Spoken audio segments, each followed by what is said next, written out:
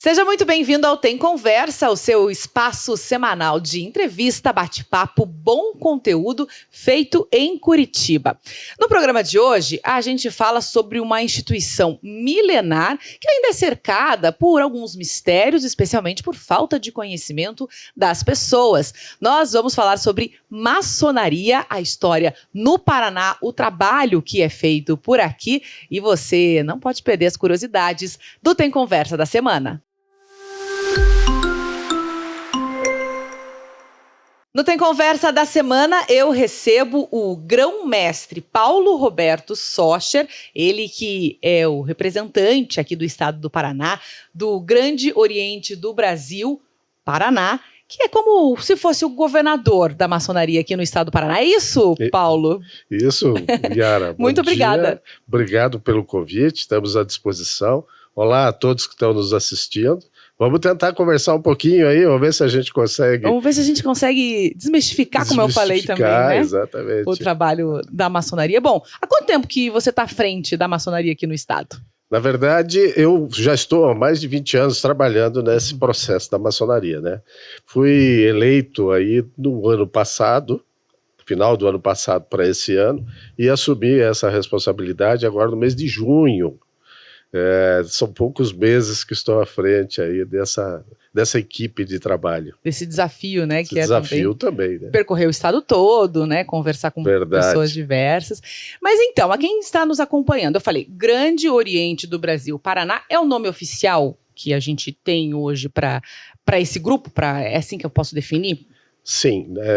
Hoje existe três instituições maçônicas do Brasil. Uma, que é a mais antiga, chama-se Grande Oriente do Brasil, Paraná. Aliás, desculpe, Grande Oriente do Brasil. E dentro do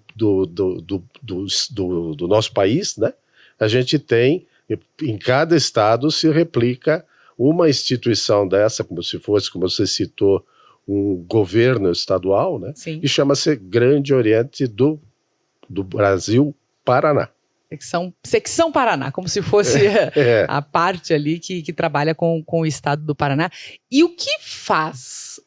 Se eu te pedisse para definir, o que é a maçonaria? Como você falaria sobre isso? Então, maçonaria hoje é uma escola de filosofia. É uma escola onde a gente recebe, ainda por tradição, homens, para que se reúnam e tenham, através das nossas instruções, daquilo que a gente tem de mensagem, a gente faça com que cada um evolua pessoalmente. Então a gente gosta de dizer que você entra na maçonaria para melhorar como pessoa. A pessoa trabalha com mensagens, com algumas ideias filosóficas, discute isso, e evolui e começa a se aperfeiçoar, justamente porque ela aproveita para melhorar o conhecimento e ter mais liberdade de pensamento. Ideias filosóficas, né? Trabalhar com essas ideias filosóficas, são discussões que acontecem levando-se em conta filósofos, de fato, que são conhecidos pela maior parte da população, ou outros caminhos que são percorridos? Como que acaba funcionando na prática? Existe aí dois momentos. Existe um momento específico da maçonaria que usa as mensagens criadas pela própria maçonaria. E esses exemplos servem para que a gente trabalhe e evolua ou internalize essas mensagens. Mas, lógico, nas discussões a gente usa de apoio mensagens de grandes autores, de filósofos, de outras áreas, inclusive, né, para discutir e evoluir pessoalmente. E existe, então, todo um aparato, até literário, da maçonaria feito por maçons, e aí eu digo um código ou publicações, esses acessos para que vocês estudem e para que o conhecimento seja disseminado de fato? Sim, de fato existe. A gente trabalha em cima de material já aprovado e editado pela própria maçonaria e que tem uma característica muito importante. É um material tradicional que traz as lições lá do passado. Uhum. Então, assim, não é um grande material que a cada momento se renova, mas é um material que tem uma mensagem muito importante. E essa mensagem é passada só para quem faz parte do grupo? Diretamente, sim. Uhum. Né? Você, para entrar na maçonaria, você precisa ser convidado.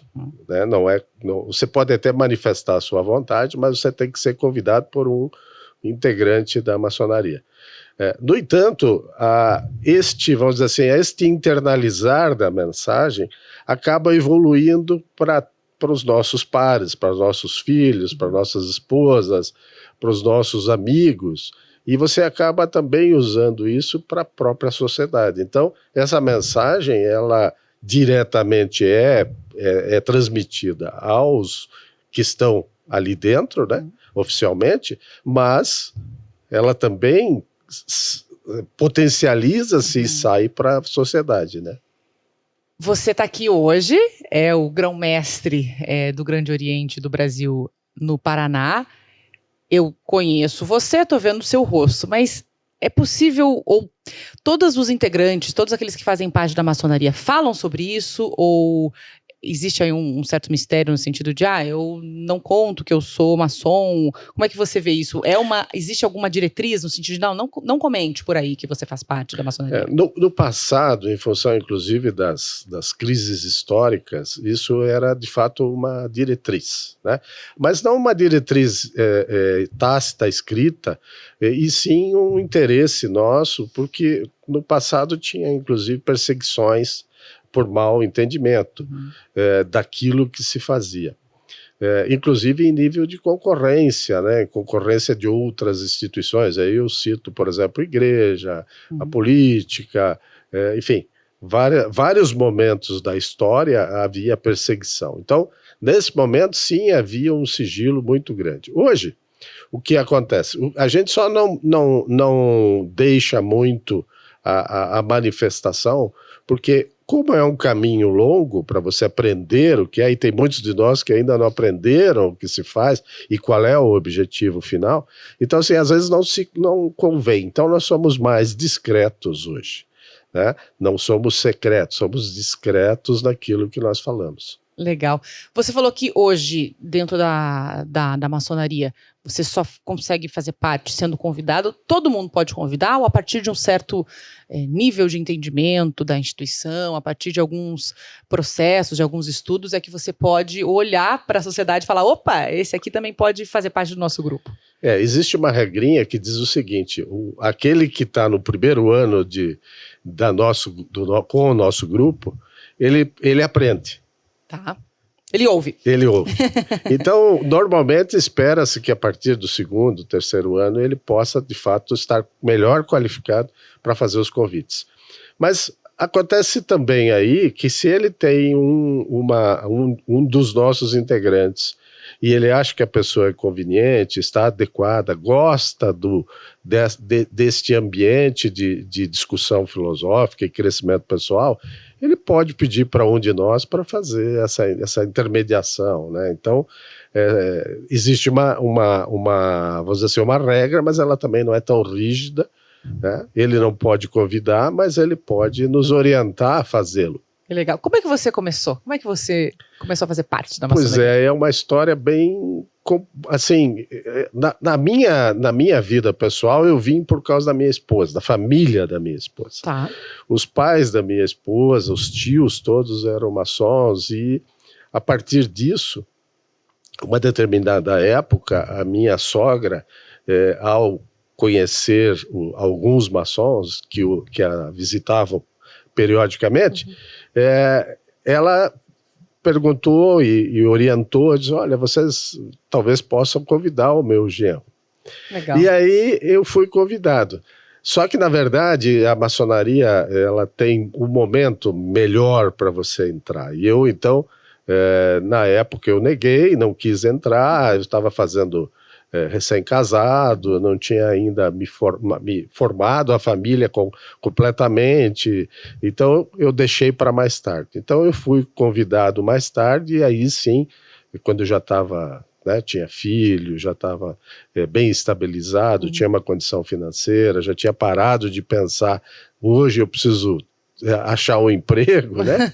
Sim. Então, a partir desse momento, daí eu estava convenientemente decidido a aceitar o convite, né? E quando você é convidado, você já tem acesso à filosofia da maçonaria, ou você conhece, lógico, toda a filosofia não, né? Mas você já tem uma abordagem do porquê fazer parte da maçonaria, ou você vai entender de fato só quando você já está lá dentro? O que a gente faz normalmente, ao ter um convidado, a gente trabalha um pouquinho com ele antes dele entrar, para que ele saiba os principais eixos de estudo, o que ele vai encontrar, né?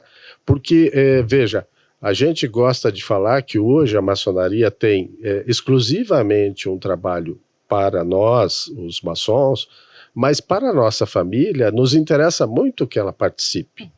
Então ela participa adicionalmente. Então é preciso que você informe o nosso interessado que ele vai trabalhar em si, ele vai crescer e que essa escola é como uma escola normal, né? Vai levar alguns anos para ele conhecer tudo, mas também nesse momento ele vai trazer oportunidades para a sua esposa e oportunidades para os jovens, né? Aliás, hoje talvez seja a nossa maior preocupação e a nossa maior tarefa, ou seja, tentar orientar os jovens na sociedade, né, a seguir com princípios. As coisas que às vezes caem de moda, para nós não caem. Então, nós estamos falando em princípios, valores, virtudes. Alguns deles você poderia citar? Alguns princípios, alguns valores que são essenciais no trabalho que vocês fazem? São vários, mas vamos dizer assim, logo de cara, a nossa tríade principal é liberdade, igualdade e fraternidade, né? Então, dentro disso, a gente começa a distribuir uma série de mensagens onde você tem a importância, por exemplo, da beneficência, você tem a importância da autoajuda, você tem a importância do crescimento pessoal enquanto evolução de educação. Então, assim, e assim vai, você vai abordando uma série de valores à medida, né? Lógico, aqueles principais como coragem, como ser correto, correção nas ações, seguir as leis, etc. Tudo isso está implícito. E a gente aborda por essas mensagens o crescimento pessoal. E quais são os critérios para fazer parte? Assim, claro que tem que ser convidado, mas como que esse membro, é certo membro da maçonaria? Sim. Ele faz essa análise de, olha, conheço tal pessoa, ela poderia entrar, atende os critérios que a gente tem. Basicamente alguns, né? Primeiro, ele tem que ser um homem que esteja preocupado em abrir sua mente e crescer. Né? Então a gente gosta de dizer que a primeira coisa que a gente analisa é se ele quer, vamos dizer assim, adentrar na filosofia, se ele quer discutir os problemas, se ele tem o pendão de agregar a família, se ele tem também uma vontade de trazer os seus filhos, de orientar os seus filhos, se ele tem condição financeira, enfim, são alguns dos critérios que nós, assim, diretamente exigimos. Mas tem um que é fundamental, que é acreditar num ente supremo, ou seja, esse, se não assim o for, ele não é convidado. Se a gente for olhar para a Igreja Católica, por exemplo, seria acreditar em Deus. Tem uma figura divina aí, né, em que se acredita. Exato. A gente não usa o termo Deus porque, assim, a gente está aberto para todas as religiões. Né? Legal. Então, assim, o que a gente chama é um criador do universo, um ente supremo, enfim. Mas essa é uma condição fundamental para ele ser convidado. Uma das que eu acredito que possa ser um dos mitos, né, é que só tem... vou usar essa expressão porque já ouvi também, só tem rico na maçonaria. Você comentou sobre essa necessidade de ter condição financeira. O que seria essa necessidade de ter condição financeira, de prover a família, de estar num momento de vida em que haja até mais tranquilidade para você poder estudar também, né? Afinal, há uma exigência para que o estudo aconteça. São alguns itens, né? Mas assim, como eu disse para você e contei na minha história, o que a gente não quer é atrapalhar a vida pessoal da pessoa. Então, se ela não está com emprego fixo, não tem a disponibilidade de ter algum valor, e este valor não é grande, mas é um valor que é necessário. Por exemplo, você tem estruturado, e onde a gente se reúne, normalmente são salas ou são locais que são locados. Então, a gente tem também os mesmos boletos que você tem na tua empresa, que é condomínio, aluguel, os encontros semanais. Você aí tem que vir, por exemplo, a um local, precisa pagar o estacionamento, enfim, essa condição, ela não pode atrapalhar a vida pessoal.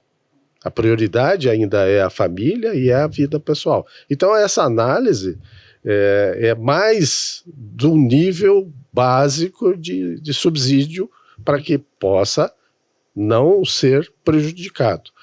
Quanto a ser rico, né, que é o mistério que você falou, eu diria para você assim, as pessoas que estão no caminho do bem, normalmente elas acham um caminho legal profissionalmente, evoluem, conseguem, vamos dizer assim, bons empregos, estão trabalhando em si. Então é uma coincidência, não é uma alegação verdadeira que a gente está lá para ficar rico. Entendi. E por que você aceitou vir aqui conversar comigo? No momento em que eu tive essa ideia, né, essa vontade, eu pensei, não vai aceitar, né? Porque não vai querer falar sobre, na minha visão, algo que é secreto, né? Ou algo que não é para ser dito. Por que você esteve disponível estar aqui? Veja, Yara, a gente tem um trabalho já há alguns anos, numa linha de mostrar para a sociedade aquilo que nós fazemos. Lógico que o meu objetivo não é desmistificar, e isso é possível, sim, a gente está aqui também para isso, né? Mas é mostrar aquilo que a gente faz. Por quê? Porque quando você cresce pessoalmente e você começa a fazer as coisas de maneira correta, você traz, como eu disse, sua família, você orienta os jovens, você começa a ter vontade de agir na sociedade. E hoje, por exemplo, nós temos aí alguns elementos, tipo uma revista chamada Maçonaria na Sociedade, onde a gente mostra aquilo que a gente acaba fazendo de benefício. Seja beneficência, seja doações, seja apoio, seja alguma coisa de filantropia, mas muito mostrar que quando você está lá, aquele crescimento pessoal que é a gasolina que vai te levar para frente, né?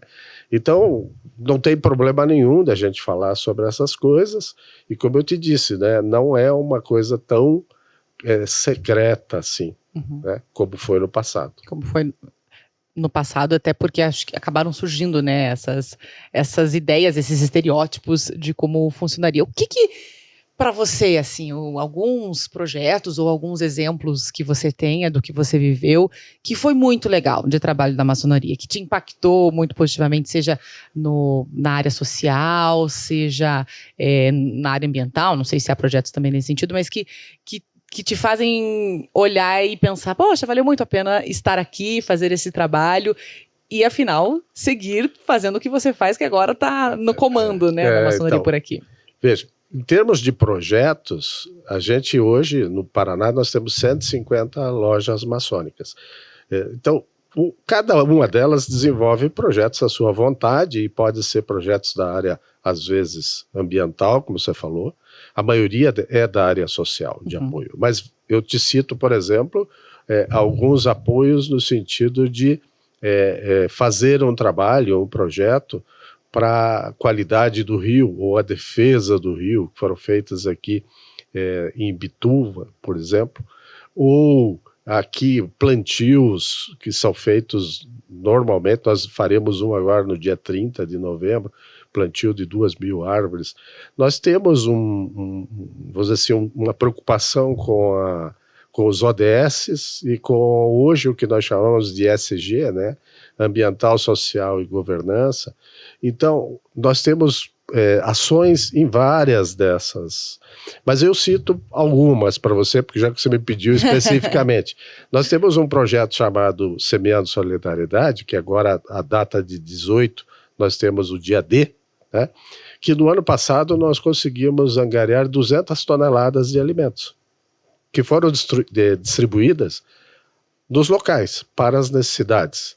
Mas nós acabamos agregando essa quantidade, que é uma quantidade que é direta para a beneficência. Perfeito. Né? Então, assim, nós temos um projeto que chama-se Uberaba Canta, que o que ele propõe? Ele propõe fazer canto, ensinar canto coral e fazer um coral para as crianças que ficam nas escolas públicas no entorno lá da nossa sede, que é no Uberaba. Ela, inclusive, está liberada pela Lei Rouanet e nós estamos em fase de captação de recursos. Veja, a nossa ideia é emancipar esses jovens, né? É trazer cultura para os jovens. Então, são alguns exemplos, mas na história e no nosso grupo, a gente tem, por exemplo, apoios a creches, a asilos, a escolas, até a universidades, que são providos e gerenciados, de certa maneira, pelo apoio do pessoal do nosso grupo. E são doações que os integrantes fazem para que isso possa acontecer? Doações e o trabalho voluntário. Né? Talvez o valor maior seja o trabalho voluntário. Qual é a dedicação hoje que você dá para o Grande Oriente do Brasil, no Paraná? Bom, nessa minha posição agora é praticamente full time. Então, dia inteiro. Vamos dizer assim, é de segunda a segunda. Uhum. Muito evento, né? Participação em alguns locais também, sempre. Em outras cidades que não Curitiba. Sempre. Né? A gente estou voltando agora, por exemplo, final de semana, de um baile chamado Baile Preto e Branco, que foi feito em Rio Negro, e que era justamente um baile que tem origem, e hoje é gerido por 2 lojas maçônicas de Rio Negro, uma delas, inclusive, com 125 anos. Então, nós aproveitamos o baile para comemorar os 125 anos de existência. É quase que, assim, da mesma época que surgiu a cidade. Que bacana. E falando então sobre lojas, né? Você falou sobre essa loja maçônica. Como que é a estrutura hoje que vocês têm? Antes da gravação você até me explicou um pouquinho, mas o pessoal não estava acompanhando. Então, como é que é a estrutura que vocês possuem hoje dentro do Grande Oriente do Brasil? Então, para fazer um comparativo, eu diria assim, a nossa estrutura é quase que a mesma instituição do Estado brasileiro. Né? Então, a gente tem um central, vamos dizer assim, um poder central, onde nós somos federados, que fica em Brasília, cujo nosso líder é a similaridade do presidente do país, né? Daí nós caímos para todas as unidades de federação, onde nós temos os grandes orientes estaduais. E aí sim você tem o que se fala similarmente a um governador. E abaixo desse poder estadual, nós temos as lojas maçônicas. No caso nosso, no Paraná, em torno de 150 lojas. Né? E aí, esta pessoa que gerencia a loja, o presidente da loja, é a similaridade um prefeito, né? Prefeito da cidade, do local. Então, é uma estrutura que veio muito antiga, inclusive da época da proclamação da República, né? Cujos todos nós sabemos, né, que foi uma das grandes ações da maçonaria aí na história brasileira, né? A estruturação, né? A própria proclamação, de fato da República. Então, você ainda faz parte de uma loja maçônica? Faço. Você tem a sua, desde sempre, é a mesma? Sim. Você tem a possibilidade, com o tempo, de participar de mais de uma, ou até mudar de lojas, né? Você não é obrigado a ficar. Mas, em geral, é uma tradição, a gente a gente diz assim, quem nasceu num determinado local acaba, como a sua cidade, Sim. né? Você acaba adotando e leva ela para a vida. E existe estrutura física dessas lojas? Ou você até comentou sobre aluguel, eventualmente, de espaços para reunião. As lojas, elas têm essa estrutura própria ou a reunião, né, os encontros acontecem sempre em espaços diversos? Na verdade, temos em todas as cidades e temos variado do tipo, às vezes um conjunto comercial, às vezes um determinado local que tem nós chamamos de templos, né? Esses templos são compartilhados com várias lojas para se encontrarem no local, né? A gente até procura otimizar, porque normalmente a gente tem um encontro semanal, e aí, no resto da semana, você não vai deixar o espaço inútil, né? Então, a gente acaba compartilhando com várias. Então, existe um espaço específico para o nosso encontro. Como que você vê a tua trajetória na maçonaria? Como você vê o Paulo depois de tanto tempo dentro da maçonaria? Eu costumo dizer assim, porque eu cobro muito daqueles que vêm mais, né, mais modernos, que a gente recebe lá uma série de informações e a gente tem que fazer alguma coisa com isso. Então, há uma transformação pessoal, né? Então, eu acho que a gente, e o Paulo em si, nesse sentido, ele mudou muito nesses 20 anos de conduta maçônica, pelo fato de começar a colocar na sua vida a importância de fazer as coisas certo, né? Então, e aí isso leva-se para a família, leva-se para os amigos, etc. Então, assim, há uma transformação. E é isso que se busca realmente, né? As pessoas têm que evoluir, né? Você vê que você está muito melhor depois de tudo que foi possível fazer. Verdade, verdade. E eu digo assim, talvez o maior benefício que a gente tem é você buscar a cada dia a liberdade de pensamento, né? Assim, você buscar novas visões, você não usar uma visão única para admitir que aquilo é certo, né? Você tentar complementar as suas visões com várias pessoas, com vários credos, com várias filosofias, com vários pontos de vista, né? Então, assim, essa complementariedade e admitir isso talvez seja a melhor transformação. E você falou sobre essa liberdade de pensamento e essa necessidade de ter autonomia de pensamento, né? Também de você ser responsável por aquilo que você acredita, aquilo que você coloca em prática. Tem alguns exemplos de políticos que foram reconhecidamente maçons, e até eu estava olhando a história de Curitiba, alguns nomes muito conhecidos, né, que inclusive foram grãos-mestre, assim que fala, no plural, grãos-mestre. Como que isso acaba sendo para vocês também? Há muitos que vão para a política com uma vontade de mudar a sociedade também, de implantar alguns ensinamentos, ou há uma aversão à atividade política dentro da maçonaria? Nós não discutimos política partidária. Tá. Isso é perfeito. A gente não discute religião, nem política partidária. No entanto, veja, os conceitos políticos, a política como deve ser feita, nós fazemos e discutimos, né? Evidentemente que a gente não tem uma estruturação para nos aparelharmos enquanto políticos. Mas, sim, existem alguns políticos que, na sua origem, já eram maçons, ou a posterior vieram a ser maçons, e desde que eles foram aceitos, e a gente imagina que eram pessoas corretas e que estavam trabalhando ao bem da sociedade. Mas, necessariamente, o que a gente gosta de detalhar sempre? Você não pode utilizar a instituição em benefício próprio. O teu benefício será crescer enquanto pessoa. O que você vem a fazer é da sua competência, né? A gente imagina que no passado as coisas eram diferentes, porque, por exemplo, em proclamação da República, não tinha instituições, não tinha um congresso, não tinha. Então, assim, de repente, os maçons discutiam isso nos seus encontros, né? Hoje, nós estamos muito mais focados em crescimento pessoal.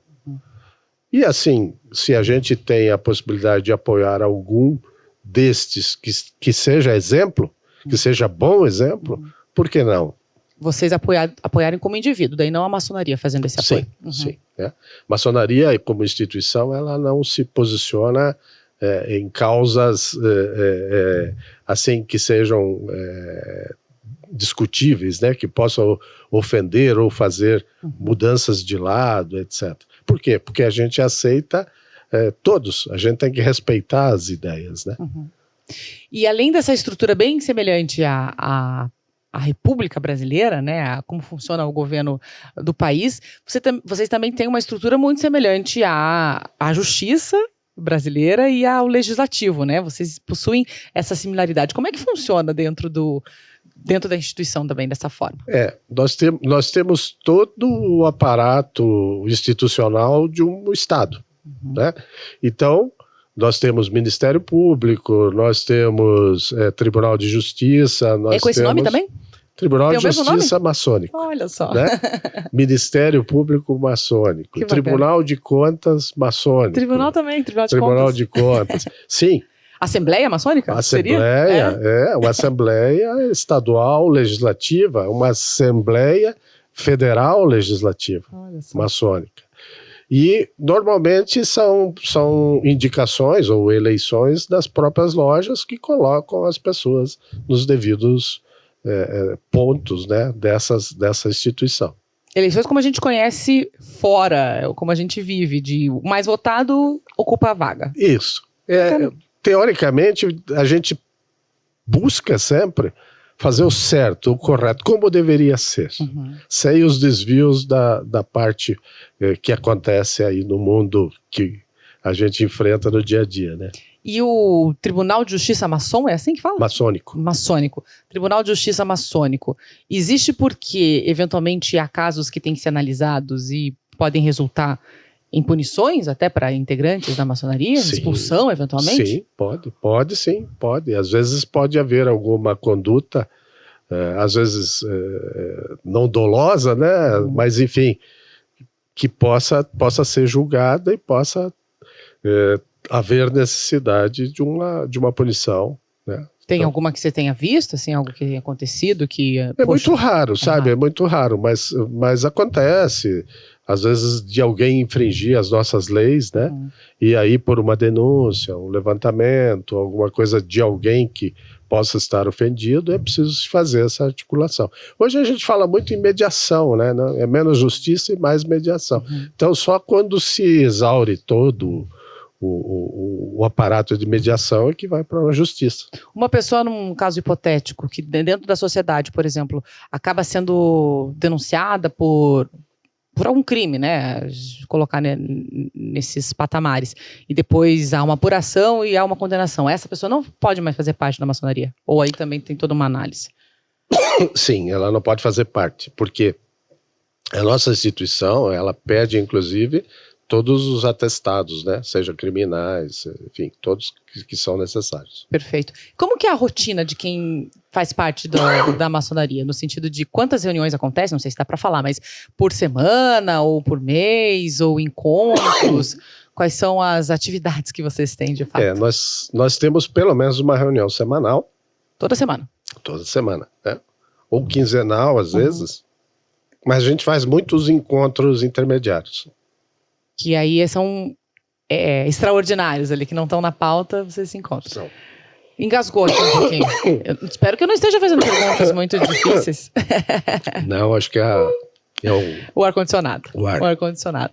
Mas enquanto você toma essa água, para também não ter problema, quando eu te chamei também, Paulo, o objetivo era falar, poxa, claro, eu não lembro de ter visto alguém falar sobre a maçonaria por tanto tempo, assim, né, de contar os trabalhos que vocês fazem. E eu também conversei com algumas pessoas antes de vir aqui gravar. O que você tem curiosidade de saber? Qual que seria a sua dúvida? E como eu sou mulher e conversei com algumas amigas também, elas falaram, pergunta como é que é a questão da mulher dentro da maçonaria, que hoje ainda não faz parte da maçonaria, mas no momento anterior você falou sobre a importância de buscar esses integrantes da família em conjunto. Então, a mulher tem a possibilidade de participar, não especificamente dessa instituição maçonaria, mas existe outra instituição que faz parte, ou um braço da maçonaria? Como é que seria? No nosso caso, a gente tem grupos formados ao lado das lojas maçônicas, que são chamadas fraternidades femininas, que é um braço que ajuda muito, principalmente na coesão da família e da loja, mas ela ajuda muito na beneficência, nas ações sociais. Então, a gente está sempre crescendo com grupos de familiares. E sempre que entra um novo integrante, a gente busca trazer a esposa para trabalhar conosco. Hoje, elas conhecem perfeitamente, entendem o que se faz, apenas não participam das reuniões específicas. Né? Então, normalmente lá nós temos uma reunião semanal de 2 horas, elas costumam nos acompanhar e fazem a reunião delas em paralelo, né? E fazem aí os seus projetos, levantam dinheiro ou financiamento para algumas obras e algumas questões mais filantrópicas, mas principalmente batalham para que a gente tenha a relação sempre próxima e faça ações em conjunto. E a gente tem muita expectativa e muita necessidade da participação da mulher, principalmente porque quando a gente traz a mulher junto, a gente fica plenamente capaz de orientar os jovens. Então, nós temos no nosso grupo da maçonaria grupos de jovens. Jovens só no gênero masculino, só no gênero feminino, mas também meninos e meninas. E o que eles fazem lá? Eles discutem essas virtudes e levam isso para fora, incentivando, inclusive, com ações, com filantropia, com, assim, refazer para todo esse povo o interesse que talvez seja a nossa maior, que eu tinha dito anteriormente, maior projeto, né, de orientar os jovens. Tem muito jovem hoje perdido, e a gente entende que se você mostra o caminho, se você ainda fala da importância de valores como religião, civismo, filosofia, filantropia, né, liberdade, enfim, isso tudo que a gente falou até agora, eles orientados, eles acabam evoluindo. É importante conhecê-los, um dia até te convido a conhecê-los, porque assim, você nota que eles crescem muito nas suas competências, desde a oratória, ao posicionamento, ao discernimento da conversa.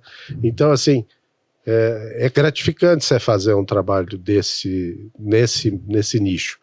E a nossa esposa, a mulher, é fundamental para nos ajudar. E o jovem, ele necessariamente tem que ser filho de alguém que está dentro da maçonaria? Ou pode haver... soube que meu amigo também quero participar. Pode, se ele for convidado, ele pode ser um amigo, né? Como a esposa de maçom também hoje admite uma amiga que queira participar, não tem problema, né? Então, assim, a gente, cada vez mais a gente está agregando e está deixando disponível para que aos interesses a gente vai conseguindo regimentar pessoas trabalhando pelo bem, né? No site do Grande Oriente do Brasil, do Paraná, tem alguns nomes de grãos mestres, né? Sim. Que já estiveram à frente da maçonaria aqui no estado. Tem alguns que você citaria também, que todo mundo, ou se não conhece a história, já ouviu o nome, para a gente reforçar mesmo, como muita gente já fez parte dessa instituição. Veja, vou citar alguns lá na origem, Afonso Camargo. Tá? Depois... Foi o primeiro, né? Foi o primeiro. Depois no Paraná. Ele foi substituído pelo Petit Carneiro, Dr. Petit Carneiro. E assim a gente vai evoluindo ao longo do tempo, né? Mas foram vários os personagens. Interessante que quando você vê a lista, você viu no site, você identifica hoje por nome de ruas. Aí, né? É verdade. Você sabe eu passo lá, o Afonso Camargo, eu passo lá sempre. Aí você vai ver, tem a história toda, né? Por isso exato. Nacionalmente, ali também os primeiros, Marechal Deodoro, Marechal Floriano Peixoto, enfim, e tantos outros nomes que... Começando lá com Dom Pedro, com Pedro o Joaquim Gonçalves Ledo, enfim, todos praticamente naquele início da República foram maçons. E o que dá para a gente dizer que temos de conhecimento sobre a história da maçonaria? Como que acabou surgindo a maçonaria? Como que existiu ou começou a se formar essa instituição? Na Idade Média, havia aí uma necessidade de uma profissão muito importante, que eram os pedreiros. E esses pedreiros, eles começaram a fazer principalmente catedrais e castelos, e para que eles fossem especializados, eles tinham uma linha de conduta, de formação, de aproximadamente 7 anos, onde se começava como um auxiliar, um aprendiz, e se passava a um mestre, né, a um pedreiro. E a partir dali, vamos dizer assim, com toda a influência, não só da realeza, mas principalmente da igreja, onde eles construíram e ficavam ao lado, começaram a desenvolver essa sistemática de estudo. E tanto é que até hoje a gente usa essa tradição com os elementos que vieram desta época. Mais tarde, lógico, evoluiu a sociedade, e daí, de repente, você não tinha só uma preocupação de profissão. Você passou a admitir pessoas para discutir a filosofia, o crescimento pessoal. Aí, nesse momento, liberalizou isso, e nós passamos para um momento em que temos até hoje, né, em que a importância é a evolução pessoal. Uhum. Né? Mas isso nós estamos falando lá da Idade Média. Uhum. Então, é uma história milenar. E hoje vocês continuam fazendo esse trabalho com muitos integrantes. Tem espaço para a maçonaria crescer? Sim, a gente trabalha no dia a dia com isso, né? Hoje a gente tem uma gestão muito profissional, né? A gente tem preocupações, a gente tem metas, a gente tem projetos, a gente tem uma gestão, como eu te falei, baseada aí no ESG. E o que a gente faz? A gente então se estrutura para haver um crescimento no estado, em várias cidades que ainda não tem, e também o crescimento das diversas lojas. Então, estamos sempre abertos, sempre convidando pessoas, e há vamos dizer assim, ao longo do tempo, um interesse nosso no sentido de que a pessoa cresça.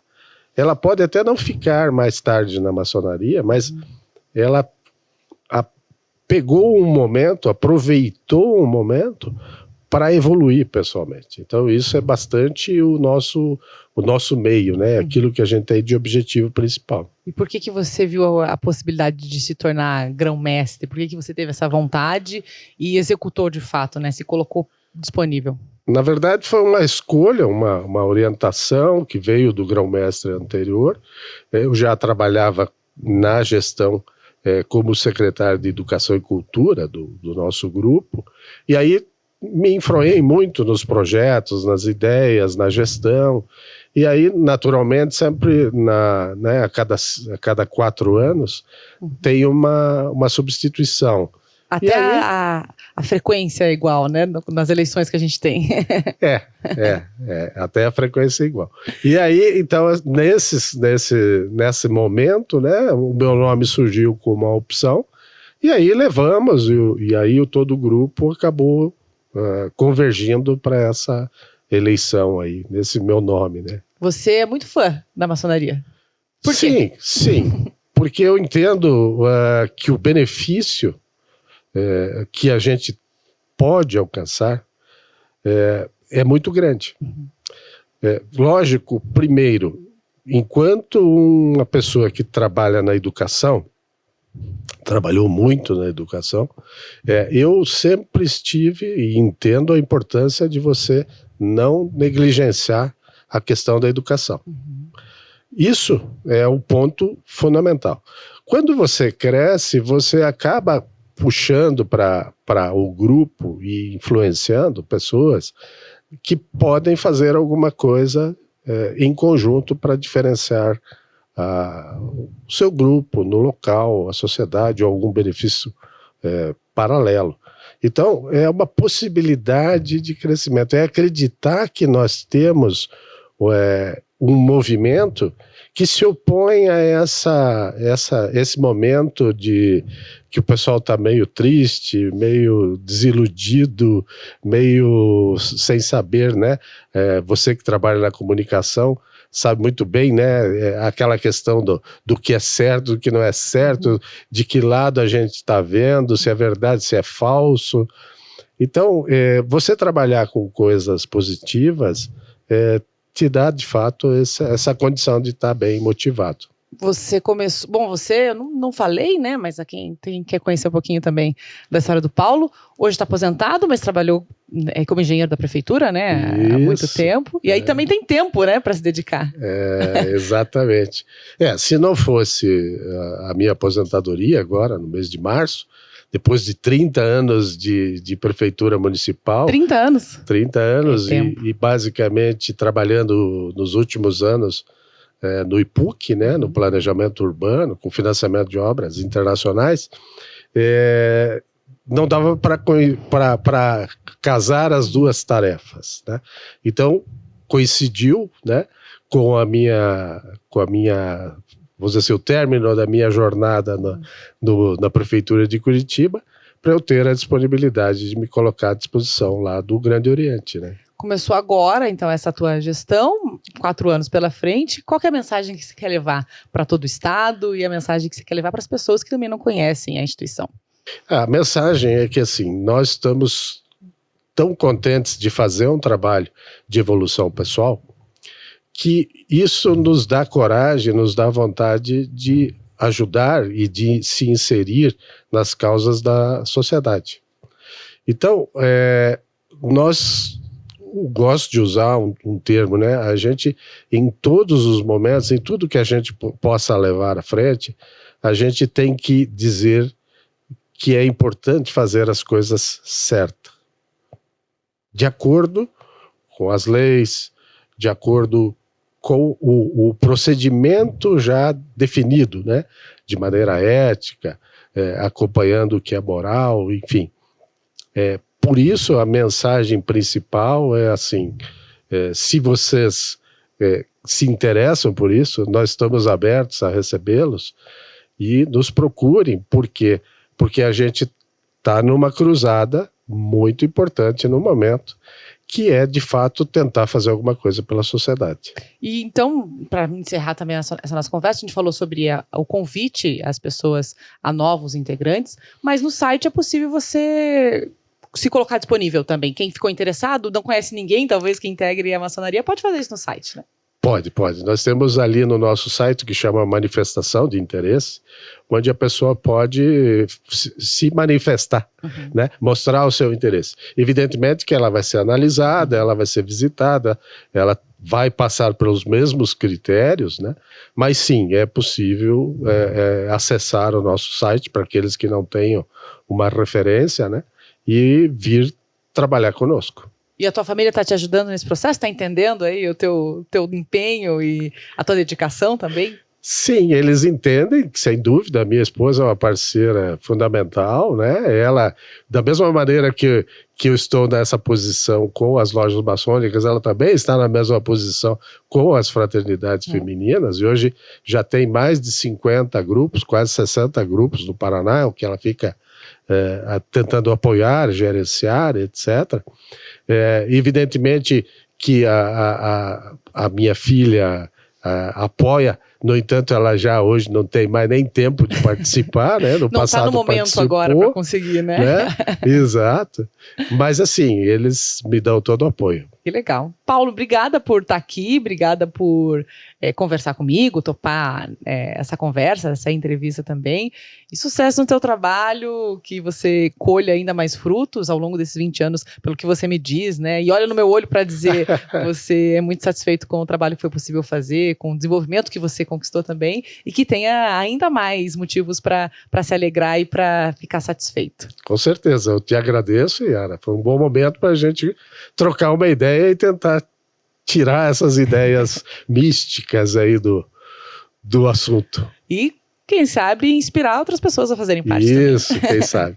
Legal. Paulo Roberto Socher participou comigo, ele que é grão-mestre aqui no Paraná, do Grande Oriente do Brasil, no estado do Paraná. Você acompanhou o Tem Conversa sempre pelo YouTube, pelo Spotify.